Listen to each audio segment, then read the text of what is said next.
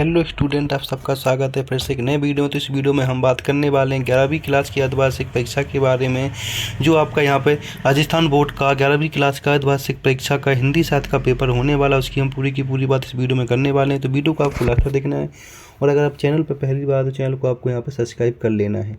तो हम यहाँ पे बात करने वाले हैं आपके 11वीं क्लास की अर्धवार्षिक परीक्षा के बारे में, जो आपका यहाँ पे हिंदी साहित्य का पेपर होने वाला है राजस्थान बोर्ड के। तो राजस्थान बोर्ड के जितने भी स्टूडेंट इस वीडियो को आपको ज़्यादा से ज़्यादा देखना है और ज़्यादा से ज़्यादा वीडियो को शेयर करना है, जिससे और भी स्टूडेंट वीडियो को देख सकें। इसके बाद आपका किस चीज़ का पेपर उसके ऊपर हमें कमेंट करके जरूरत है, तो उसके ऊपर भी आपको वीडियो मिल जाएगा। तो यहाँ पे आपका 11वीं क्लास का साहित्य हिंदी साहित्य का पेपर होना है। इससे पहले आपका हिंदी अनिवार्य का पेपर हो चुका है, अब आपका हिंदी साहित्य का पेपर हो रहा है। तो हिंदी साहित्य के जितने भी क्वेश्चन आपके पेपर में आने वाले सारे के सारे क्वेश्चन इस वीडियो में कराने वाला हूँ। तो वीडियो को आपको यहाँ पर लास्ट तक देखना है। यहाँ पे आपको सबसे पहले अपने पेपर के ऊपर रोल नंबर डाल लेना है, यहाँ पे अंकों में, यहाँ पे शब्दों में डाल लेना है। आपके यहाँ पर 34% पूरे मिलते हैं, जिसको 3 घंटा 15 मिनट में आपको करना होता है, और यहाँ पर पूर्णांक आपका 70 नंबर का पूर्णांक हो जाता है। तो पूरे के पूरे 70 नंबर आपके इसी वीडियो से बनने वाले। तो इस वीडियो को पूरा लास्ट तक आपको देखना है। अगर चैनल पर पहली बार तो चैनल को आपको सब्सक्राइब कर लेना है।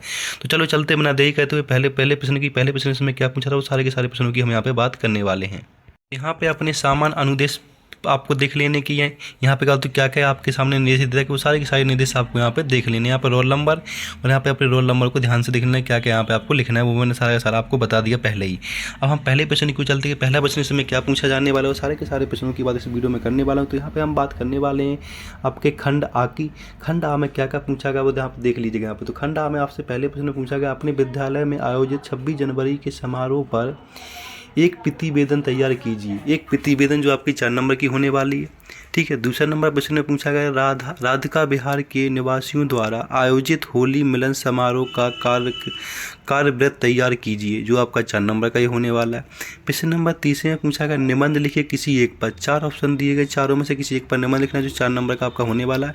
या तो आप स्वच्छ भारत पर लिख सकते हैं, या फिर आप पर्यावरण संरक्षण पर लिख सकते हैं, या फिर कंप्यूटर की उपयोगिता, या फिर आप राजस्थान और पर्यटन पे लिख सकते हो। इन चारों में से किसी एक पर आप लिख सकते हैं। प्रश्न नंबर 4 में पूछा गया, वो देख लीजिएगा। प्रश्न नंबर 4 में पूछा गया कि यहाँ पे कवि परिचय लिखना कोई एक का, या तो आप यहाँ पे कवि परिचय पद्माकर का लिख सकते हैं, ठीक है। इसके बाद महादेवी वर्मा का लिख सकते हैं, या फिर आप कबीर का लिख सकते हैं, या फिर सूरदास का। इन चारों में से किसी एक का आपको यहाँ पे कवि परिचय लिखना है, जिसके आपको यहाँ पे 2 नंबर मिलने वाले हैं। तो 2 नंबर आपके यहाँ से पक्के हो जाएंगे। इसके बाद खंड बी की बात करने वाले हैं। खंड बी में आपका पाठ्य पुस्तक से जो पूछा जाने वाला है, अंतरा भाग से 1 जो आपकी पुस्तक है उससे पूछा जाना। प्रश्न नंबर 5 में निम्नलिखित गद्यांश को ध्यानपूर्वक पढ़कर उत्तर देने हैं। तो आपके 4 नंबर के प्रश्न यहाँ से होने वाले। इस गद्यांश को पढ़ना और नीचे दिए गए प्रश्नों के आपको यहाँ पे उत्तर देने हैं, तो जो 4 नंबर के होने वाले हैं। तो यहाँ पे 4 प्रश्न पूछे जाएंगे। इसमें पहला प्रश्न पूछा जाएगा, वो देख लीजिएगा। यहाँ पे क्या पूछा गया वो यहाँ पे देख सकते हैं कि गूंगे के रोने की आवाज़ कैसी थी। वो आपको इस गद्यांश को पढ़ लेना, और इसी गद्यांश से आपको छाट दे। बहुत सिंपल पेपर होते हैं आंसर इनके, आपको आराम से इनके आंसर मिल जाएंगे इसी पैराग्राफ में। दूसरा पूछा गया, यहाँ पे क्या होता हूँ, चमेली क्यों काँप उठी। इसके बाद चमेली को गूंगे को पालना कैसा लग रहा था। 4 में उपयुक्त गद्यांश किस पाठ से लिया गया, इसमें पाठ का आपको यहाँ पे नाम बता देना। प्रश्न नंबर 6 की बात करें। प्रश्न नंबर 6 में पूछा गया कि निम्नलिखित पद्यांश को ध्यानपूर्वक पढ़कर निम्न प्रश्नों के उत्तर देने। यहाँ पे 4 नंबर के होने वाले प्रश्न, एक नंबर का आपका यहाँ पे प्रश्न पूछा गया। यहाँ पे आपको पद्यांश दे रखा, ऊपर आपको गद्यांश दे रखा था। तो इन दोनों 4 नंबर के आपके यहाँ पे होने वाले, ये एकदम फ्री के नंबर आपके हो जाते हैं।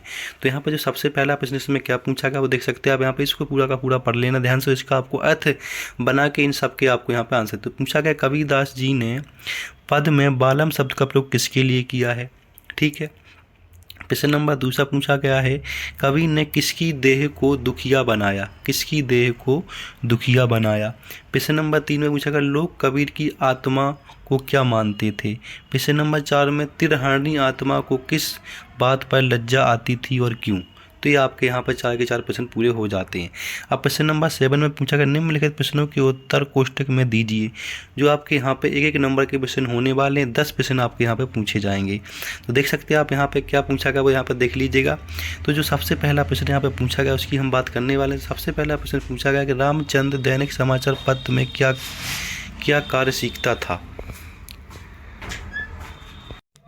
संपदा का, प्रिंटिंग का, फूड रीडिंग का या फिर पैकिंग का। तो इसमें किसका काम करता है वो आपको बता देना। दूसरा प्रश्न इसमें पूछा गया, दूसरा प्रश्न देख सकते हैं आप यहाँ पर। दूसरा प्रश्न पूछा गया है, टॉर्च विक्रेता कौन सा नया धंधा करने जा रहा था। टॉर्च विक्रेता था वो कौन सा नया धंधा करने जा रहा था? कपड़े बेचने का, गाइड बनाने का, इसके बाद प्रवचन करने का या फिर जादू दिखाने का। इन चारों में से एक का आंसर आपको यहाँ पर लगा देना। प्रश्न नंबर यहाँ पर 3 में पूछा गया, ज्योतिबा ने किस उपाधि को अस्वीकार किया था? महंत की उपाधि, महात्मा की उपाधि, नेता की उपाधि, जनसेवक की उपाधि। तो इसमें से आपको बता देना। प्रश्न नंबर 4 जिसमें पूछा गया कि किसनी पर नज़र पड़ गई, किसनी पर?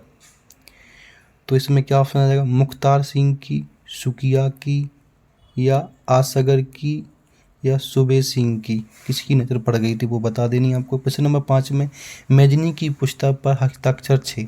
तो मैजनी की पुस्तक पर किसके हस्ताक्षर थे वो बताना। तो मैजनी दार चाचा के, लाल के, रामनाथ के, अज्ञात व्यक्ति के।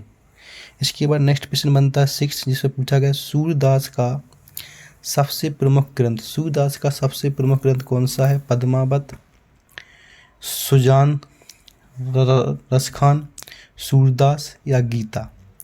प्रश्न नंबर 6 में, दरबार छंद में कवि ने अंधा बताया, किसे बताया? नट को, सभा को, स्वयं को या राजा को। प्रश्न नंबर 8 में, पापों की जननी किसे कहा गया है? अशिक्षा को, शोषण मुक्त को, सुशिक्षित को या संघर्षशील को। प्रश्न नंबर 9 में, काव्यत्री के अनुसार दूर जाना, काव्यत्री के अनुसार दूर जाना यात्री को, इसके बाद स्वतंत्रता सेनानियों को, इसके बाद स्वयं काव्यत्री को या किसी पक्षी को। प्रश्न नंबर 10 में पूछा गया, हस्तक्षेप कविता में मगध प्रतीक है, किसका प्रतीक है? राजतंत्रीय शासन का, स्वच्छाचारी शासन का, गमध साम्राज्य का या देश की वर्तमान शासन का। तो आपके यहाँ पे पूरे के पूरे सही विकल्प हो गए। आप बात करते हैं अति लघु उत्तरीय प्रश्न, जो आपके 4 नंबर के प्रश्न होने वाले, कितने नंबर का प्रश्न यहाँ पे होने वाला है।